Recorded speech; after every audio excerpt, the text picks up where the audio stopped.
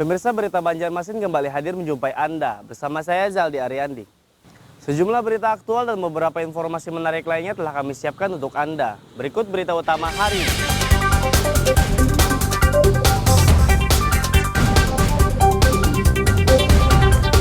Tersangka penganiayaan dalam bus di Banjarbaru ditangkap.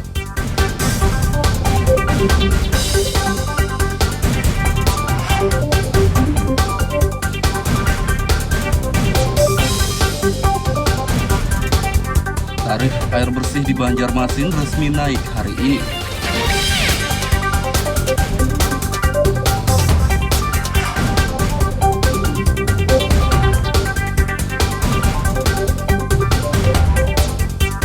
Warga Tanjung Harapan Batola mengeluhkan jalan longsor.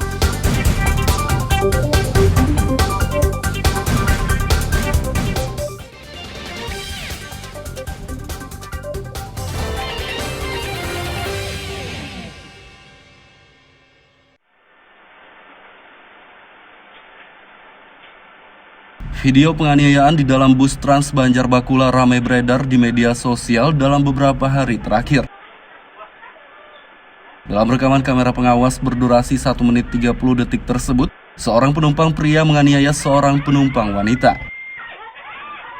Penumpang lainnya yang melihat kejadian ini langsung mengusir penumpang pria tersebut.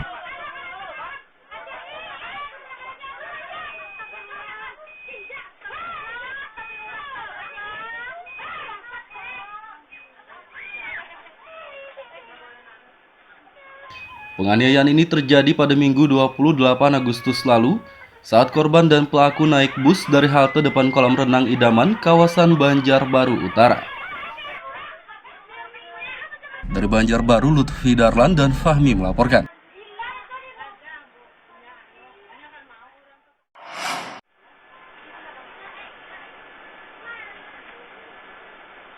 Penganiayaan dalam bus Trans Banjarbakula yang dialami oleh seorang wanita pada 28 Agustus lalu di kota Banjarbaru dilaporkan ke polisi.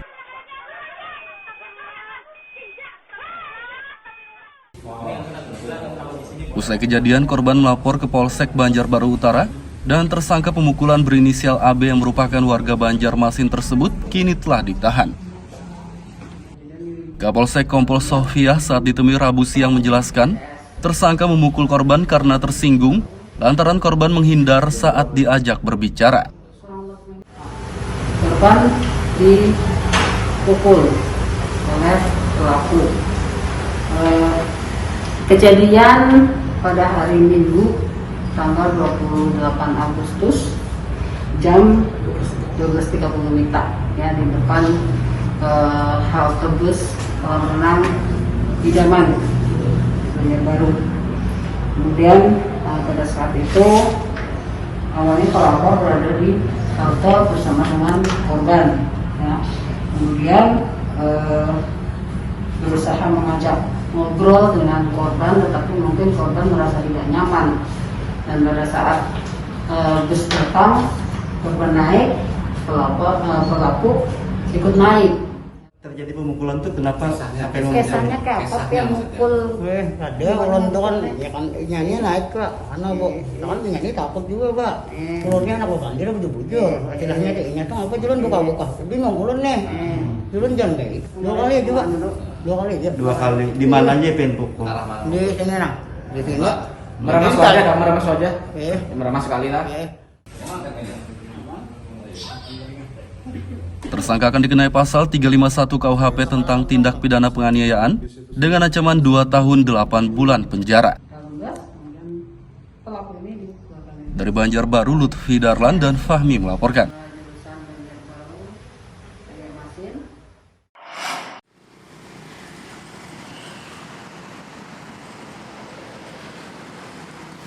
Kasus cacar monyet ditemukan di Indonesia.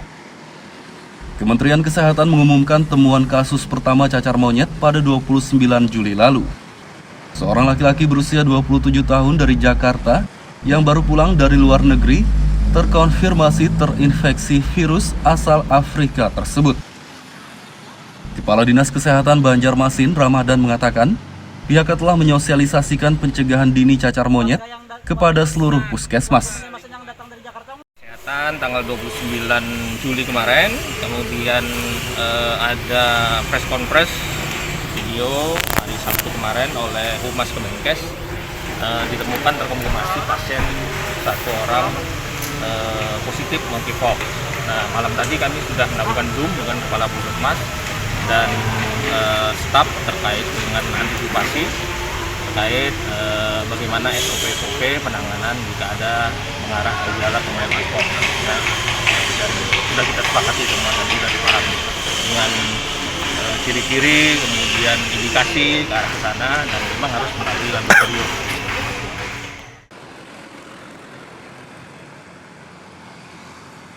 Warga diimbau waspada cacar monyet dan menjalankan perilaku hidup bersih untuk pencegahannya. Cacar monyet menular melalui saluran pernapasan.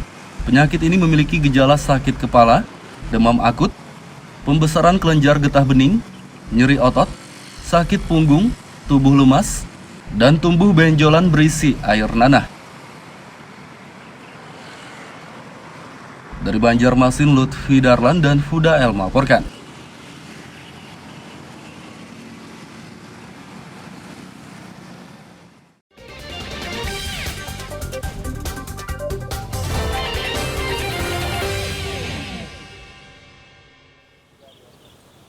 Pemirsa, masih bersama kami dalam Berita Banjarmasin. Bagi Anda yang baru bergabung, berikut Berita Banjarmasin utama hari ini.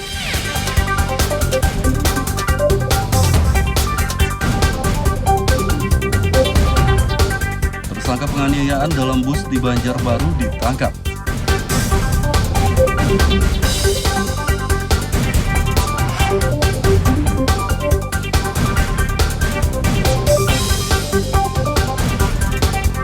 Tarif air bersih di Banjarmasin resmi naik hari ini.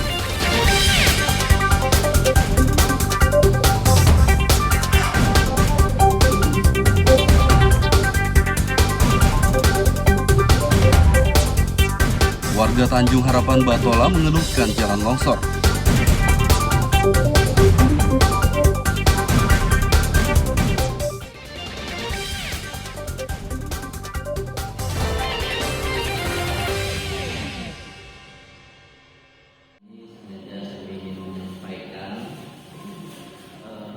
Tarif air bersih di Kota Banjarmasin resmi naik pada hari ini 1 September 2022. PTAM Banjarmasin menaikkan tarif air leding berdasarkan keputusan Rapat Umum Pemegang Saham dan Perwali nomor 99 tahun 2022. Kenaikan tarif air berlaku untuk pelanggan kelompok 1, 2, dan 3. Direktur Utama PTAM Yuda Ahmadi mengatakan tarif air naik 10%. Menurutnya dengan kenaikan tarif ini, PTAM akan berupaya meningkatkan pelayanan bagi pelanggan. September untuk pemakaian bulan Agustus itu nanti akan kita berlakukan. Jadi 1 September ya, September dan seterusnya itu nantinya menggunakan tarif yang sudah kita sesuaikan. Kenaikannya berapa persen? Kenaikannya secara keseluruhan itu di angka 10%. Ya, 10%. Jadi kalau harganya sebelumnya 1.000 menjadi 1.100. Jadi kalau yang 2.000 menjadi 2.200. Komitmennya sendiri nih Pak untuk. Jadi kita mencoba pertama sesuai dengan konsultasi publik itu kan kita akan coba nanti tingkatkan pelayanan. Tarif air bersih bagi pelanggan kelompok 1 yang semula Rp1.030 per kubik, kini menjadi Rp1.133 per kubiknya. Sementara kelompok 2 yang semula Rp5.145 per kubik, jadi Rp5.660 per kubiknya. Sedangkan kelompok 3 dari Rp6.270 per kubik, jadi Rp6.897 per kubiknya. Dari Banjarmasin, Lutfi Darlan dan Fudael melaporkan.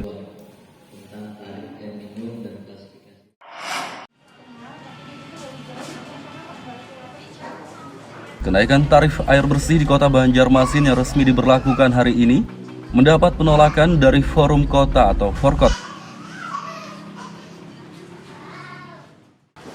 Organisasi anggotanya tersebar di 52 kelurahan tersebut akan mengajukan gugatan class action kepada PTAM Banjarmasin atas kenaikan tarif air ledeng. Ketua Forkot Sarifudin Isfuadi mengatakan, pihaknya menolak kenaikan tarif air karena saat ini situasi sedang sulit. Terlebih lagi bahan pokok dan BBM juga sedang naik. Alasannya begini, ini kan situasi kita kan lagi sulit-sulitnya. Ini berbarengan juga dengan adanya harga kenaikan BBM. Harga telur juga naik, semua apa-apa naik. Amun bahasa Banjarnya adalah PTAN Banjarmasin ini kereda bisi hati dan matanya picak. Tidak melihat perekonomian khususnya warga Banjarmasin. Insya Allah bulan September 2002 ini kita akan melakukan gugatan class action. Kita mengusahakan 1000 pelanggan turut serta menggugat. Karena kita ada di 52 Dewan Kelurahan. Gugatan class action kepada PTAM akan dilayangkan Forkot pada September 2022 ini. Rencananya Forkot mengajak 1000 pelanggan yang keberatan atas kenaikan tarif air untuk ikut menggugat. Dari Banjarmasin, Lutfi Darlan melaporkan.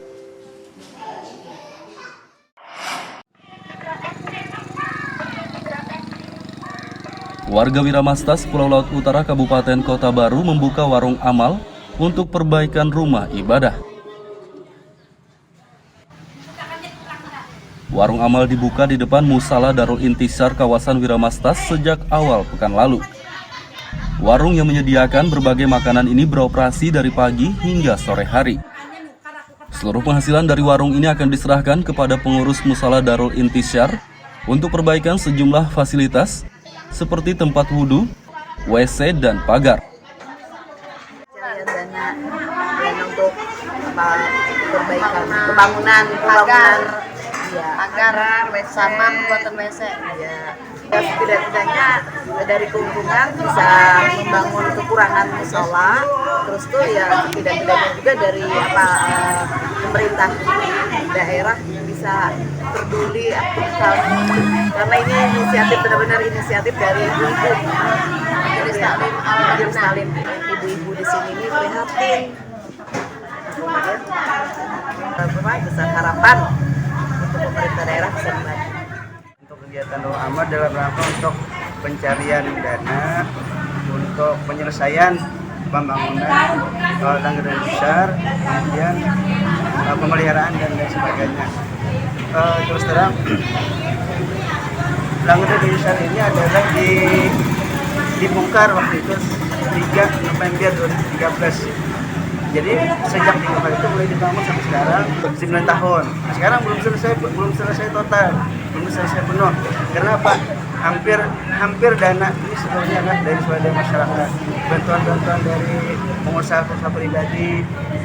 Kami sangat mengharapkan ini bantuan dari pemerintah daerah. Dana bantuan perbaikan musala yang dihasilkan dari warung amal ini sekitar 2 juta rupiah per hari.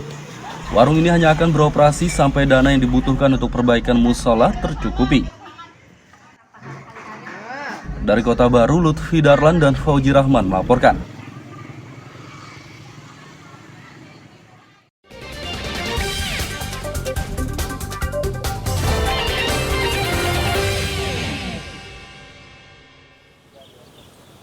Pemirsa masih bersama kami dalam Berita Banjarmasin. Bagi Anda yang baru bergabung, berikut Berita Banjarmasin utama hari ini.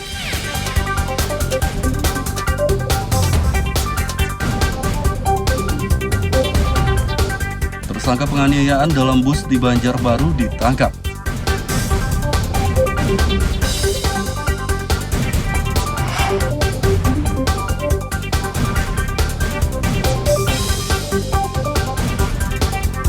Tarif air bersih di Banjarmasin resmi naik hari ini.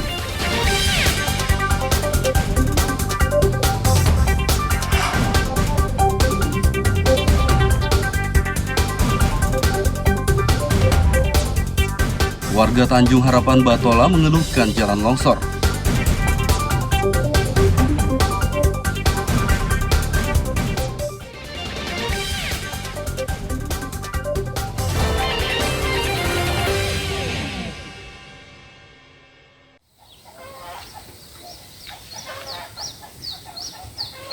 Warga desa Tanjung Harapan Alalak, Kabupaten Batola, mengeluhkan jalan longsor.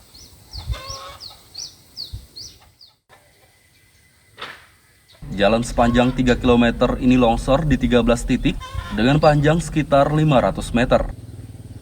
Menurut warga, jalan longsor akibat pengerukan sungai yang dikerjakan oleh Balai Wilayah Sungai Kalimantan III pada awal Agustus lalu. Untuk di karo kurang lebih di kurang ini nah. Oh, sudah maruknya lah kurangnya. Iya, hanya aja pang ya pada luas berapa. Ya pang bulanan lah, sebulanan lah. Okay. Jadi ini banyak yang longsor nih? Banyak, di sana ada juga, di sana ada, di situ ada. Nah, ini tambah parah kah arunya? Bertambah parah nih kayaknya, makin kayak sini nah ya. Banyak benar sudah, sehari itu ada terus itu nambah. Nah. Jadi perkiraannya sudah berapa meter nih yang anunya nih? Amun malah lihat di sini sudah hampir 2 meter ke sungai ini nah sudah. Gugur ke sungai sudah lah. Gugur ke sungai sudah. Bahkan lebih kayaknya tuh nah 2 meter tuh nyata tuh nah. Camat Alalak Sa'rawi mengatakan, pihaknya telah melaporkan jalan longsor ini kepada pemerintah Kabupaten Batola dan Balai Wilayah Sungai Kalimantan III. Yang pertama-tama kemarin sekitar seminggu yang lalu Kades Tanjung Harapan sudah melapor ke kami bahwa ada kerusakan jalan akibat pengerukan sungai atau aliran itu. Lalu kami kepala desa sudah kami perintahkan untuk membuat berita acara, kemudian disertai dengan foto-foto dan juga titik-titiknya. Untuk selanjutnya kami koordinasikan ke Dinas PU Kabupaten dan juga ke Balai Wilayah Sungai Kalimantan III sebagai pelaksana kegiatan pengerukan. Nah, kemudian ada berapa titik yang mungkin terancam longsor itu? Kalau di Tanjung Harapan menurut laporan kepala desa itu ada 13 titik. Ada 13 titik. Akibat longsor, jalan kini jadi sempit. Warga berharap pihak terkait segera memperbaiki jalan ini. Dari Kabupaten Batola, Lutfi Darlan dan Ibrahim melaporkan.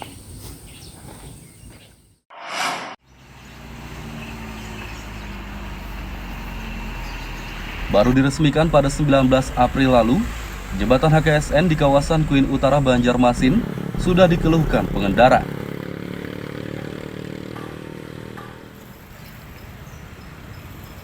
Jembatan sepanjang 250 meter ini mengalami penurunan di bagian oprit dan aspalnya bergelombang di beberapa titik. Sejumlah pengendara merasa was-was saat melintas di jembatan ini, terlebih lagi pada malam hari yang minim penerangan.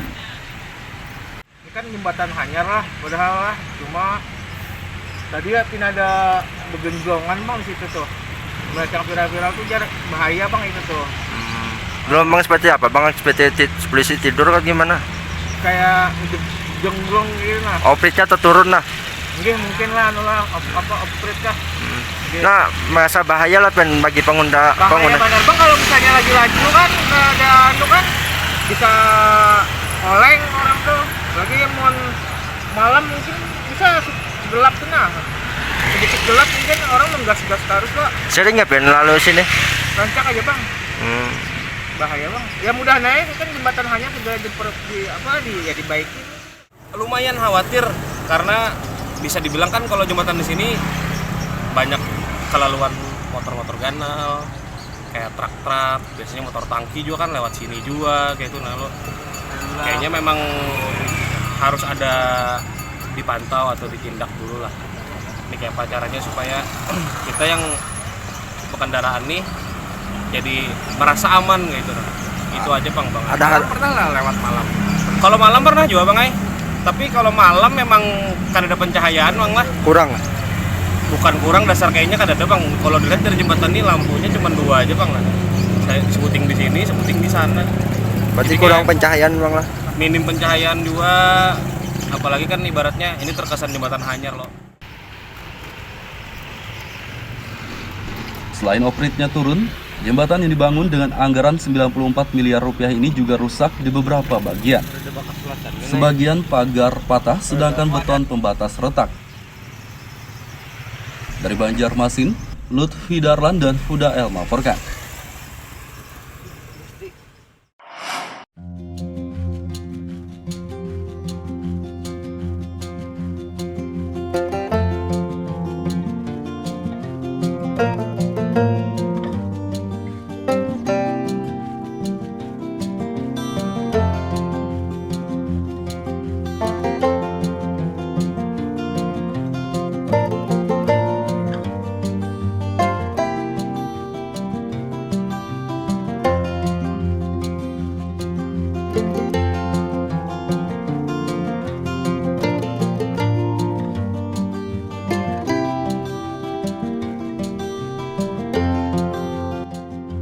Menjamurnya alat pancing ikan modern ternyata tidak menggusur keberadaan alat pancing tradisional.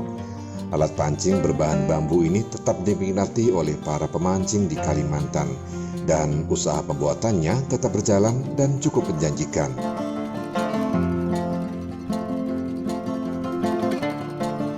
Salah satu sentra pembuatan alat pancing tradisional ini terdapat di Kabupaten Batola, tepatnya di Desa Serapat Lama, Kecamatan Anjir Muara.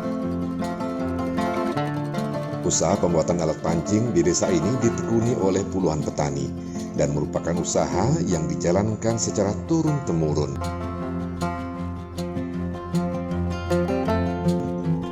Biasanya, para petani ini mulai membuat alat pancing tradisional di saat musim tanam padi usai.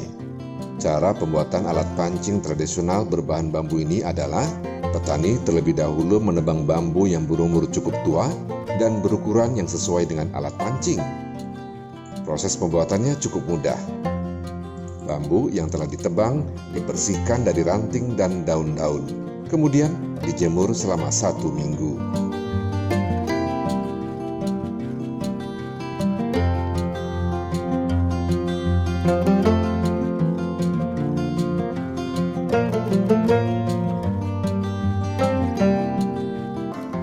Bambu selanjutnya dipanaskan di atas api sambil diurut-urut menggunakan kain basah.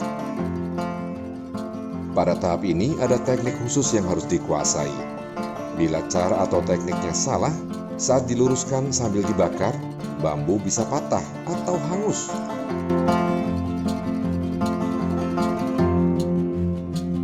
Oh, ada juga tekniknya usut-usutannya nah.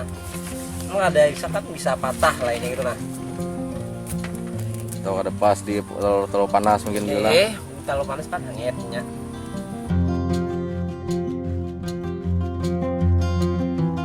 Harga alat pancing tradisional dari bambu ini berkisar antara Rp120.000 hingga Rp130.000 per ikat.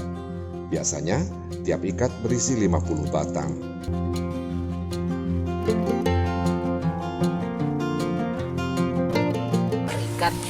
Per ikat.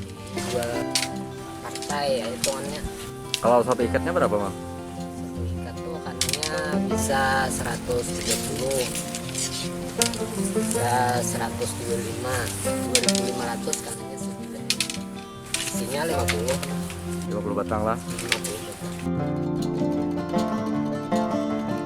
Alat pancing tradisional dari desa Serapat Lama ini memiliki pembeli atau pemesan tetap, yakni para agen penjualan alat pancing tradisional di Kalimantan Selatan dan juga Kalimantan Tengah.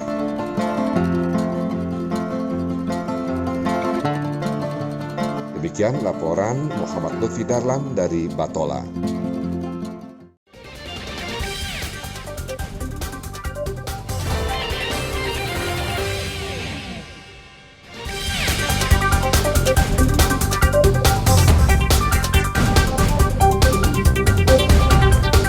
Tersangka penganiayaan dalam bus di Banjarbaru ditangkap.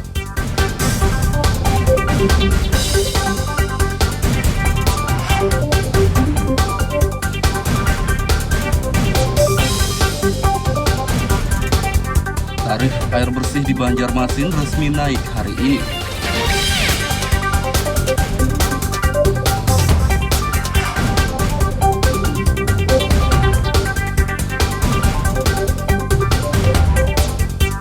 Warga Tanjung Harapan Batola mengeluhkan jalan longsor.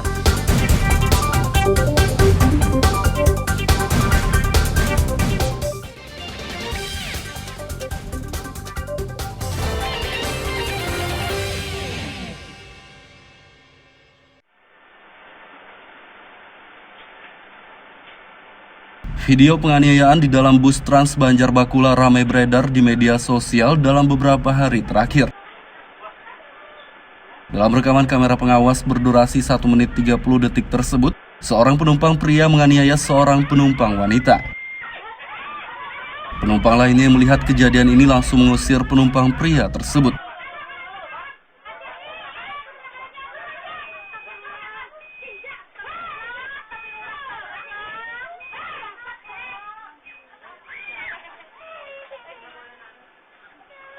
Penganiayaan ini terjadi pada Minggu 28 Agustus lalu saat korban dan pelaku naik bus dari halte depan kolam renang Idaman, kawasan Banjarbaru Utara. Dari Banjarbaru, Lutfi Darlan dan Fahmi melaporkan.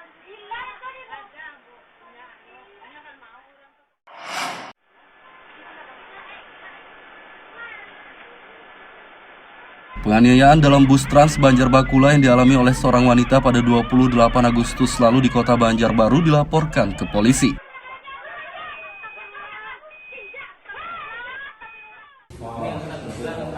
Usai kejadian, korban melapor ke Polsek Banjarbaru Utara dan tersangka pemukulan berinisial AB yang merupakan warga Banjarmasin tersebut kini telah ditahan.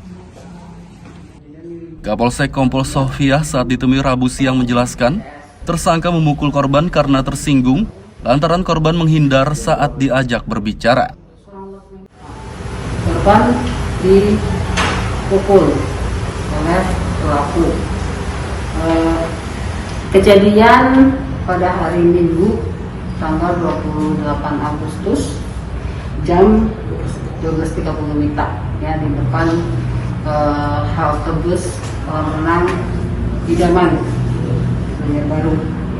Kemudian pada saat itu awalnya pelapor berada di halte bersama dengan korban. Ya. Kemudian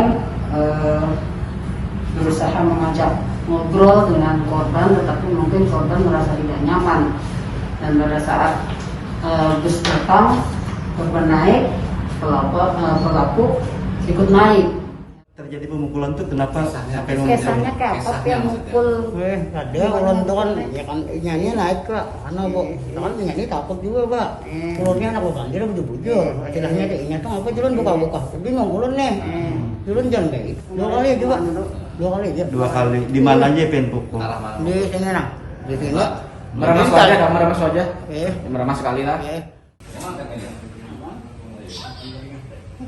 Tersangka akan dikenai pasal 351 KUHP tentang tindak pidana penganiayaan dengan ancaman 2 tahun 8 bulan penjara. Dari Banjarbaru, Lutfi Darlan dan Fahmi melaporkan.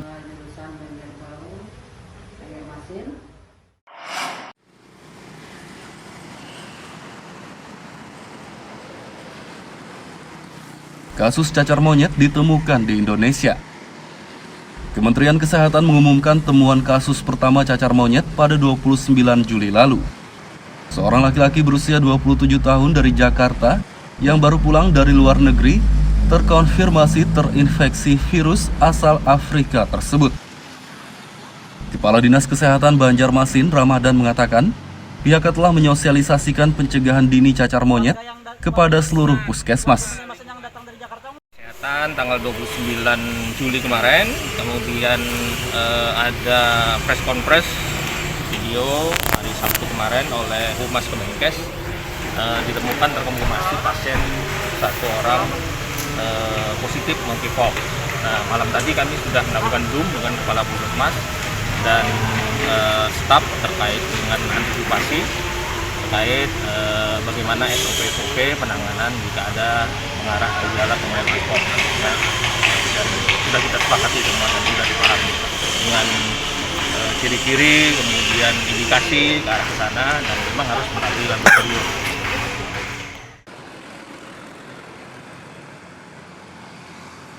Warga diimbau waspada cacar monyet dan menjalankan perilaku hidup bersih untuk pencegahannya. Cacar monyet menular melalui saluran pernapasan. Penyakit ini memiliki gejala sakit kepala, demam akut, pembesaran kelenjar getah bening, nyeri otot, sakit punggung, tubuh lemas, dan tumbuh benjolan berisi air nanah.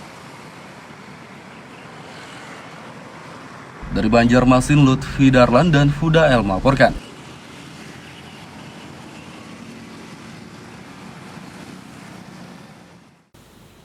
Pemirsa, informasi tadi sekaligus menutup perjumpaan kita kali ini. Saya Zaldi Ariandi beserta redaksi mengucapkan selamat beraktivitas, sampai jumpa.